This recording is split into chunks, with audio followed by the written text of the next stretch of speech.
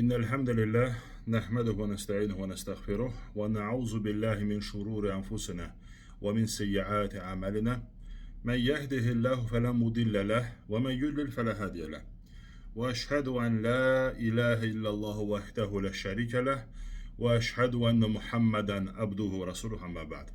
Esselamu Aleyküm ve Rahmetullahi ve Berekatuhu. Əziz müsəlmanlar. Bugün maraqlı bir paylaşım etmək istəyirəm sizin üçün. Ola bilsin kimsə üçün maraqlı olar. Bildiyiniz kimi bizdə iki mənbə var. Hara ki müsəlmanlar müraciət edir. Quran ayələridir və hədislərdir. İki vəhi. Hədislər bizə Peyğəmbərimizin sallallahu aleyhi ve sellem sahabələri, Allah hamısına razı olsun, tərəfindən nəql olunub. Yəni Peyğəmbərimiz sallallahu aleyhi ve sellem danışıb, neysə göstərib və sahabələr bunu nəql ediblər. Sonra da bu kitablara düşüb və s. Sahabələrdən elələri var ki, onlara el-mukfiruna min təhdis deyiblər. Yəni ki, onlar hədis danışmaqda yəni bunu çox ediblər. Yəni çox danışıblar hədisi. Onların bəzilərinin adlarını sizə çəkəcəm.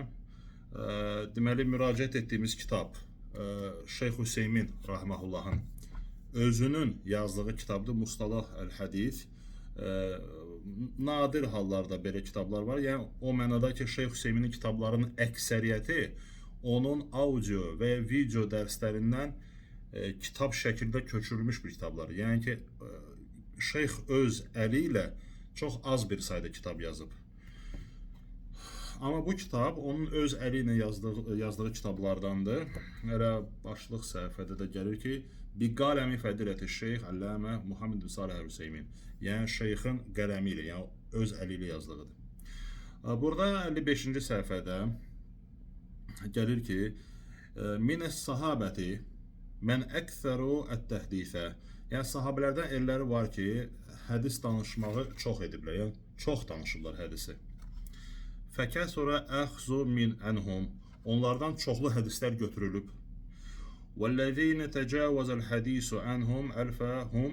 Yəni onlardan o kəslər kimlərin ki hədislərin sayı mini keçib, yəni mindən çox hədis danışıblar, kimlərdir? 7 nəfər sahabənin, Allah hamısına razı olsun, onların adını çəkir. Abu Hureyra radiyallahu anhu, Ruviyə anhu, ondan nəql olunub, deməli 5374 hədis. Ya Abu Hureyra hamıdan çox rəvayət edib. Və sona qədər izləyin, sonda bir də maraqlı fayda olacaq. Abdullah ibn Umar ibn el-Xattab radiyallahu anhum, Allah ondan da açısından da razı olsun. Ondan nəql olunub 2630 hədis. Demək olar ki, 2 qat aşağı. Ənes ibn Məlik radiyallahu anhu, Peyğəmbər sallallahu aleyhi ve sellem yanında 10 il yaxın xidmət edən sahabə, o uşaq idi o vaxt. Ondan nəql olunub 2286 hədis. Ayşə radiyallahu anha, Peyğəmbər sallallahu aleyhi ve sellem zövcəsi, möminlərin anası, ondan nəql olunub 2210 hədis. Yəni qadınlar içində ən çox rəvayət edən Ayşə radiyallahu anhadır. Qadınların içində ən fəqih qadın sayılırdı. Abdullah ibn Abbas, Allah ondan da atasından da razı olsun, nəql olunub ondan 1660 hədis.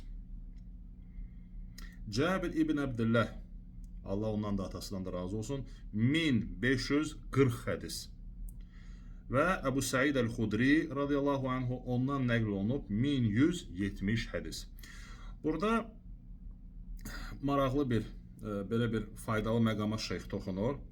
Yəni bildirir ki, bir sahabənin başqalarından daha çox hədis nəql etməyi, o demək deyil ki, o elm baxımından daha çox bilir və sar və lahır. Ola bilər ki, başqa bir sahabə sadəcə hansısa bir işlə məşğul idi deyə bu işə vaxt ayıra bilmirdi. Məsələn, xilafət işi. Əbu Bəkir radiyallahu anhu birinci xəlifədir, rəşidi xəlifələrdən. Yəni ondan hədislər nəql olunub, amma Abu Hureyra nəql etdiyi sayda yox. Amma o demək deyil ki, onun elmi yox idi və s.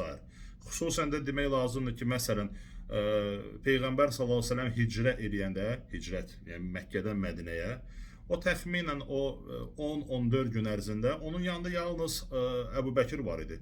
Və orada olan hadisələri falan insanlar içində sahabələrdən yalnız bir nəfər adam bilə bilər. Amma bununla belə ondan o qədər hədis nəql olunmayıb. Çünki o xilafət işləri ilə məşğul idi və sar və laxır.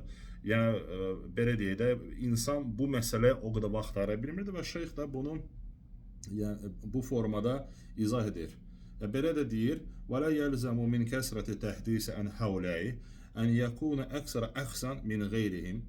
Yəni ki bu gərəkdirmir ki, yəni ki insanın çox hədis danışmağı, yəni bu insanlardan çox hədisin gəlməyi, onlardan çox hədisin götürülməyi, nəinki başqalarından, ən-Nəbi sallallahu əleyhi və səlləm. Lənə qillətə təhdis ən-səhabi qad yakunu səbəbuha. Yəni ola bilsin ki, hədisin az danışmağının səbəbləri var. Nəyə görə? Məsəl üçün burada deyir ki, təqaddəmə məvtihi kə Həmzətə radiyallahu anhu əmmin Nəbi sallallahu əleyhi və səlləm. Məsələn, ola bilsin ki, insan tez dünyasını yaşayıb. Həmzə, Peyğəmbər sallallahu əleyhi və səlləmin əmisi, Ühud döyüşündə dünyasını dəyişib. Ya da ki, əv inşiğaluhu bimə huve əhəm. Ya da daha əhəmiyyətli işlə məşğuldur. Məsələn, xilafət məsələləri. İndi biri var, sən özünlə məşğulsan, elm alırsan. Biri də var, bütün müsəlmanların işini görürsən və s. Bax belə fayda. Allah sizin namınıza bərəkət versin. Assalamu aleykum və rəhmətullahi və bərəkatuhu.